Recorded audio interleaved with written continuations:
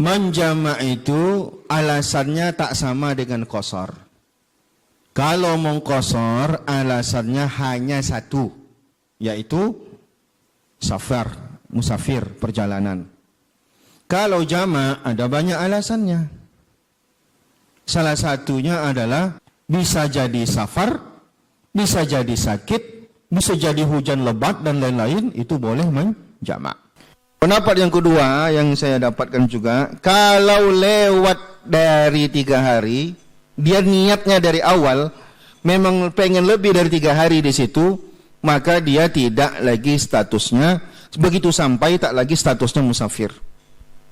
Berarti dari awal dia tak boleh menjamak, begitu sampai tak boleh lagi mengqasar menjamak sholat. Assalamualaikum warahmatullahi wabarakatuh. Bapak Ibu jamaah dimanapun berada, ada orang baik mewakafkan tanah 2 hektar di Pekanbaru, tepatnya di daerah Palas. Nah, ini tanah 2 hektar ini kita bangunlah di atasnya asrama 3 lantai 32 kamar. Sekarang santri masih lagi di Nurul Azhar 1. Kita berharap supaya asrama ini selesai bulan Juli tahun ajaran baru 2025, bisalah santri pindah kemari. Dengan santri yang baru nanti bisa belajar nyaman.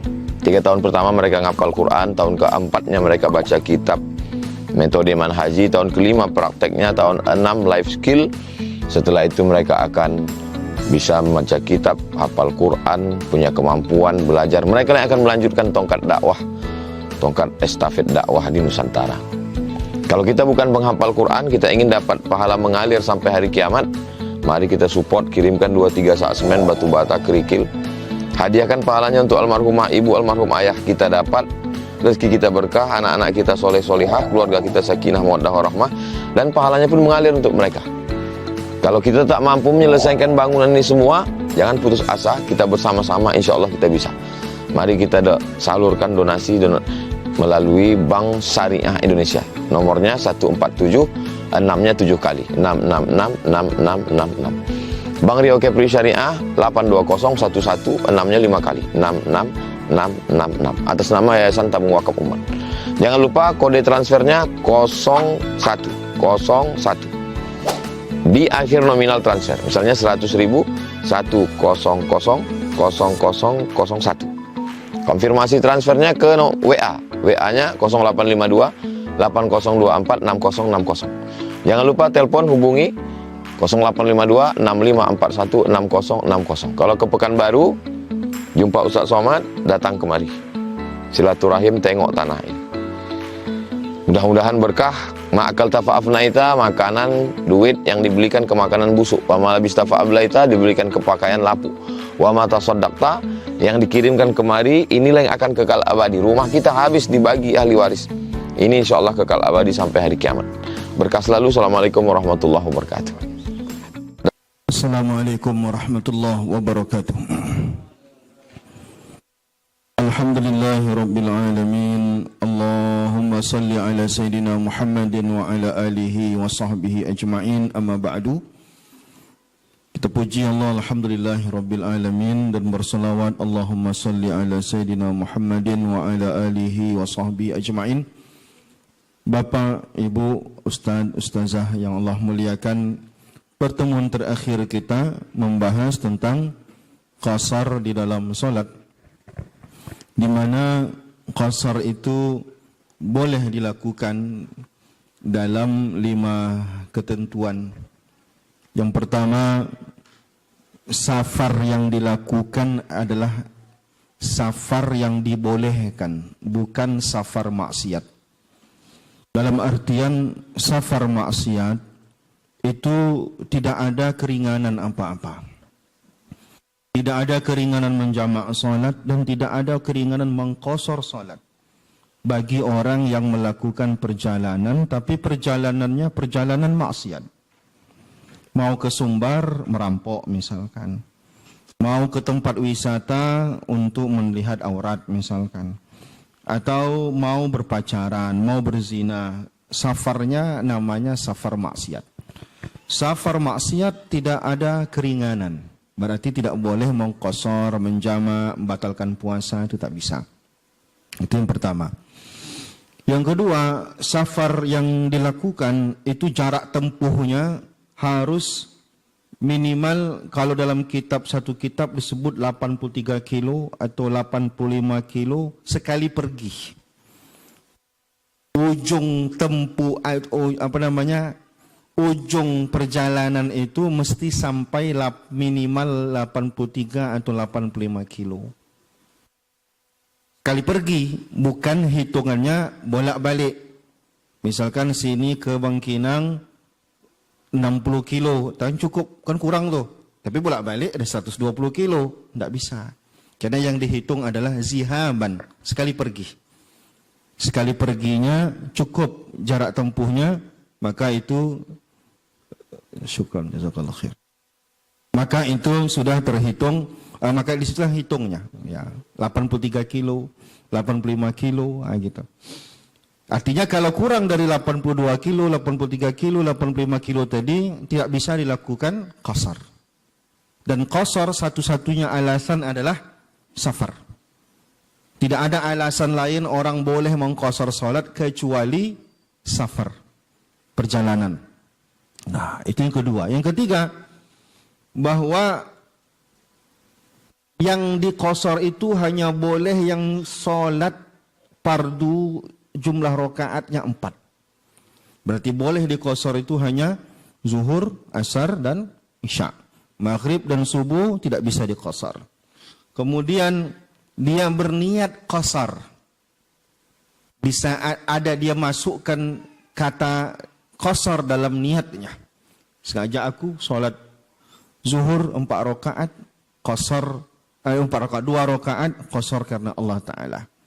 Dan yang kelima, dan ada ketentuan lain di mana orang yang mengqasar tidak boleh berimam dengan orang yang mukim. Nah, itu ketentuannya. Itu sudah kita bahas pada pertemuan lalu. Nah, sekarang kita masuk ke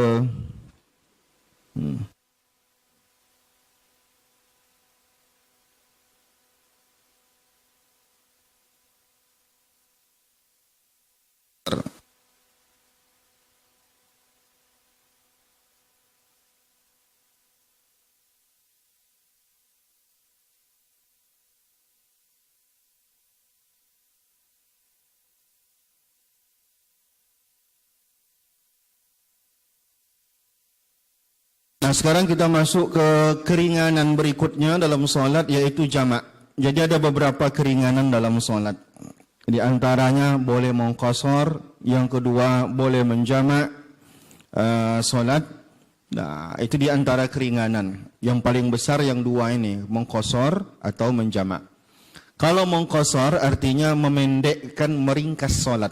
Yang 4 rakaat dikerjakan menjadi 2 rakaat. Sedangkan jamak itu artinya menggabungkan 2 solat pada satu waktu solat. 2 solat digabungkan pengerjaannya, bukan digabungkan sekali kerja, tidak. Digabungkan pengerjaannya dalam satu waktu. Solat zuhur dan asar dilaksanakan dua-duanya di waktu zuhur. Atau dilaksanakan dua-duanya di waktu asar. Itu namanya jamak. Nah, bismillahirrahmanirrahim. Wa yajuzu lil musafiri, dan juga boleh bagi orang yang musafir. Tadi musafir, ini musafir juga, ayyajma'ah, bahwa ia menjamak. Jadi perlu diketahui bahwa boleh menjamak itu tidak hanya karena musafir. Tapi karena musafir boleh menjamak, itu maksudnya. Saya ulangi. Menjamak itu alasannya tak sama dengan qasar. Kalau mengqasar alasannya hanya satu, yaitu safar, musafir, perjalanan. Kalau jamak ada banyak alasannya. Salah satunya adalah musafir. Bisa jadi karena hujan lebat, badai, segala macam. Yang ketiga bisa jadi karena sakit. Jadi alasan boleh menjamak itu bukan hanya karena perjalanan atau safar. Karena sakit orang bisa menjamak. Karena hujan lebat tadi orang boleh menjamak. Begitu. Jadi bedakan dulu alasan boleh mengqasar dengan alasan boleh menjamak. Satu-satunya alasan boleh mengqasar adalah safar. Nah, alasan boleh menjamak banyak. Bisa jadi safar, bisa jadi sakit, bisa jadi hujan lebat dan lain-lain, itu boleh menjamak. Nah, jadi dipisahkan dulu. Ini alasan mengqasar, ini alasan menjamak.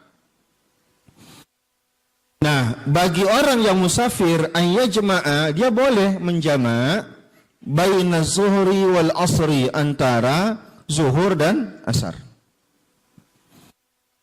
Bi ayyi waqtin ayyihi ma syaa, di waktu mana saja dia mau boleh. Dia boleh jamak di waktu zuhur dan juga boleh jamak di waktu isya. Asar. Boleh menjamaknya di waktu maghrib, boleh menjamaknya di waktu isya. Karena apa? Karena jamak hanya boleh pada dua keadaan itu. Menjamak zuhur dengan asar, boleh. Menjamak maghrib dengan isya, boleh. Selain itu tak boleh. Asar dengan maghrib, tidak boleh.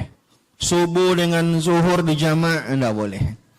Yang boleh dijamak cuma dua saja. Dua keadaan. Satu, zuhur dengan asar dijamak. Dua, maghrib dan isya. Selain itu tak boleh dijamak. Subuh, ya udah kerjakan waktu subuh. Tidak ada. Nanti je lah waktu zuhur tidak bisa. Berarti dia meninggalkan solat. Walaupun dia harus mengqadanya. Maghrib tidak ada bisa. Yang tak boleh ia jamak berarti tak ada kawannya adalah berarti subuh itulah. Tapi asar ke maghrib juga tidak bisa. Pasangannya cuma itu. Maghrib dengan isya dan zuhur dengan asar. Itu pasangannya. Nah. Wa bainal maghribi wal isya, boleh juga dia memilih antara maghrib dan isya menjamak fi waqtin ayyihima syaa, di waktu mana saja dia mau. Wa yajuzu lil hadiri, orang yang tidak musafir pun boleh menjamak. Bukan hanya musafir boleh menjamak, orang tidak musafir pun, macam saya tinggal di sini kan tidak musafir, itu juga boleh menjamak. Apa alasannya? Di antaranya fil matar. Fil matar itu artinya dalam kondisi hujan lebat, membuat dia kesulitan untuk sholat, misalkan badai segala macam, hujan lebat, dan nanti dijamak ajalah nanti, itu boleh, tidak masalah. Ayyajma'a bainahuma fil waqti ula minhuma, itu pula. Kalau alasannya hujan, itu jamaknya jamak takdim. Kalau alasannya hujan, itu jamaknya jamak takdim. Kalau alasannya safar, boleh jamak takdim, boleh jamak takhir. Itu bedanya. Kalau alasannya hujan, maka bolehnya adalah jamak takdim. Nah, ini ketentuan daripada menjamak dalam matan Abu Syuja' tadi. Fi waqtil ula minhuma. Jadi alasannya kalau hujan, maka dia menjamak di waktu pertama. Maksudnya waktu pertama itu jamak takdim. Apa itu jamak takdim? Jamak pada waktu pertama. Kalau maghrib dengan isya, mana waktu pertamanya? Maghrib. Kalau dilaksanakan di waktu maghrib, namanya jamak takdim. Kalau dilaksanakan di waktu isya, namanya jamak takhir. Antara zuhur dan asar juga begitu. Waktu pertamanya adalah zuhur, waktu keduanya adalah asar. Dilaksanakan jamak di waktu zuhur, namanya jamak takdim. Dilaksanakan jamak di waktu asar, namanya jamak takhir. Nah, itu dia. Nah, jadi nanti apa namanya, Bapak Ibu yang dimuliakan Allah Subhanahu wa taala, begitu. Jadi teknisnya bagaimana? Teknisnya dia misalkan pergi ke suatu perjalanan atau dia kena hujan dan lain-lain. Dia sholat seperti biasa. Di jamaknya, niatnya di waktu yang pertama, dia menjamak sholat. Di waktu zuhur dan asar, di waktu zuhur itu dia berniat menjamak sholat.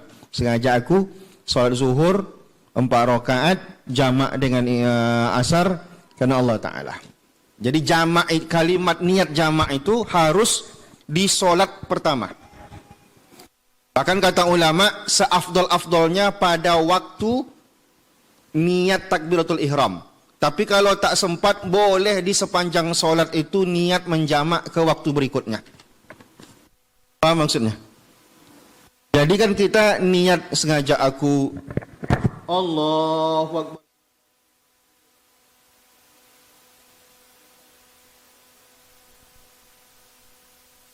Atau jamaknya tadi dia ingat sengaja aku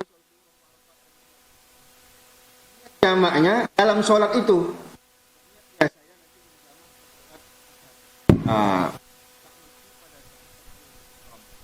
ulama sunnah hukumnya jika niat jamaknya dilaksanakan pada waktu takbiratul ihram. Jadi kalau ibu terlupa niat jamaknya di waktu takbiratul ihram, yang penting masih belum salam, boleh niat jamak. Niat jamaknya, bukan niat sholatnya. Niat menjamak ke sholat berikutnya. Artinya di hati ibu terbesit bahwa ibu akan menjamaknya dengan waktu asar. Selagi masih sholat ibu, belum selesai, belum salam, niat menjamaknya boleh. Bukan niat sholat. Kalau niat sholat zuhurnya, kalau ibu di pertengahan tentu tidak sah dia. Paham nggak maksudnya Pak? Mudah-mudahan dipahami. Saya ulangi. Ini mau dijamak zuhur dengan asar. Ketika sholat pertamanya sholat apa tadi? Zuhur. Nah, ketika sholat zuhur, ibu kan berniat sengaja aku sholat zuhur 4 rakaat. Rupanya ibu lupa baca niat untuk menjamak. Niat zuhurnya udah? Oke. Di ujung sholat baru teringat belum berniat menjamak. Nah, selagi belum salam masih boleh niat menjamak. Itu paham ibu? Udah kalau ibu paham selesai urusan. Ibu di situ paham? Alhamdulillahirabbil alamin. Kalau tak paham tunjuk tangan ya. Ulang lagi gitu. Masalah ngapain kita jauh-jauh pelajarannya terlewat nggak paham gitu, terlalu jauh pula nanti ngulang lagi susah kita, nanti hidup lagi kita tidak. Ya inilah ketentuan daripada menjamak. Jadi sholat itu bisa ada 2 keringanannya, bisa mengqasar, bisa menjamak. Wallahu a'lam. Ada yang diskusi dulu sebelum melanjutkan, silakan. Kalau tidak ada kita lanjutkan lagi. Ibu yang belakang. Oh ya.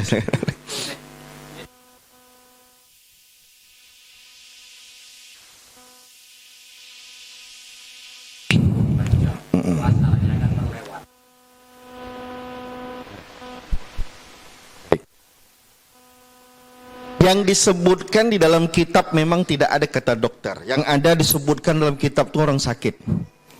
Dia sakit masuk ruang operasi. Udah? Masuk ruang operasinya di waktu zuhur.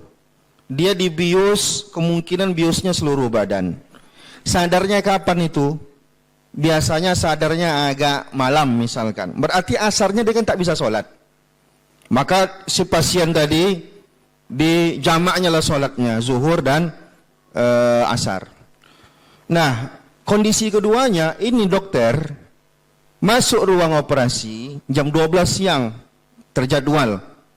Dia keluar dari ruang operasi itu jam 4 sore. Berarti apa yang terjadi? Zuhur jadi agak bisa. Nah, masalahnya adalah seberapa darurat dia untuk tetap berada di ruang operasi itu. Daruratnya mati nanti pasien itu kalau ditinggalkan sama dia. Maka kondisi seperti itu dia tidak bisa mengelakkan keadaan kecuali tinggalkan enggak sengaja aku sembahyang dulu. Bisa misalkan, ya udah ditinggalkan dia sembahyang dia dulu. Berarti dia tak punya alasan kan gitu. Tapi kalau tidak bisa ditinggalkan pasiennya, maka dia menjamak sholat. Karena Sama statusnya. Itu orang sakit, ini orang menyembuhkan sakit. Alasannya sama-sama sakit. Satu badannya sakit, satu yang menyembuhkan sakit. Kalau darurat sifatnya, yang haram aja boleh. Ini kalau ditinggalkannya pasiennya, aku tinggalkan lu, aku buduk lu agak setengah jam sholat. Pak, nanti mati pasien nih Pak. Kalau dibilang dia tidak apa-apa, itu tidak masalah tuh, tinggalkan sejam pun tidak masalah tuh dong. Jadi tinggalkan. Berarti tidak darurat dia untuk menjamak sholatnya. Nah, gitu. Kalau ini darurat dia menjamak sholatnya. Kalau enggak mati nanti pasien itu, gimana ceritanya? Kecuali dia bisa setting waktu operasinya. Kenapa dia jam 12 masuk ruang operasi? Kalau dia masuk jam 1 kan bisa. Oh, enggak bisa, ini terjadwal. Ada ketentuannya, ada durasinya, jam berapa mulai makan obatnya, gitu kan ada ketentuannya. Nah, itu tidak bisa disetting-setting, maka boleh menjamak dokter itu. Nah, itu dia. Wallahu a'lam. Ibu belakang dia. Waalaikumsalam.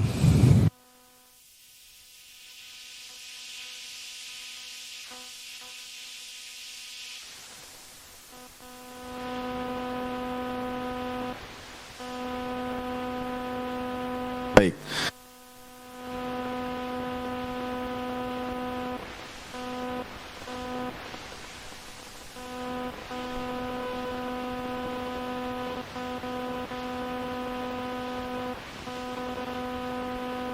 Baik. Yang pertama tadi ada dua pendapat yang saya ketahui dalam hal itu. Pendapat pertama, selama 3 hari, walaupun lewat 3 hari 3 malam, misalkan 4 hari, 5 hari, tetap kita boleh mengqashar menjamak solat, statusnya masih musafir selama 3 hari 3 malam. Pendapat yang kedua yang saya dapatkan juga, kalau lewat dari 3 hari, dia niatnya dari awal memang pengen lebih dari 3 hari di situ, maka dia tidak lagi statusnya, begitu sampai tak lagi statusnya musafir. Berarti dari awal dia tak boleh menjamak, begitu sampai tak boleh lagi mengqashar menjamak solat. Itu Bu ya. Nah, jadi ada 2 di situ pandangan. Jadi bisa 3 hari 3 malam, ada yang berpendapat begitu. Selagi ini walaupun lewat dari 3 hari, ada juga yang berpandangan bahwa asalkan kita kalau niatnya lebih 3 hari 3 malam, tapi kecuali niatnya cuma 2 hari atau 3 hari 3 malam, maka sepanjang itu dia boleh mengqashar menjamak sholat.